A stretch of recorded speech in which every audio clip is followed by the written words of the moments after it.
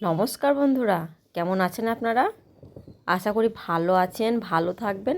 আমিও ভালো আছি, অনেক ভালো আছি। Good morning. আজ সকাল সকাল চলে আসলাম বন্ধুরা। আজকে আকাশে মেঘ করেছে, সকালে প্রচণ্ড মেঘ করেছে, বৃষ্টিও পড়ছে 2-4 ফোঁটা। আমার রান্নাঘরে জানলা দিয়ে দেখাচ্ছি, কিন্তু ভালো দেখা যাচ্ছে না। পড়েছে, উঠানের মধ্যে বৃষ্টি পড়েছে। আমার জানলাটা খুব নোংরা, জানো বন্ধুরা, পরিষ্কার হয় না।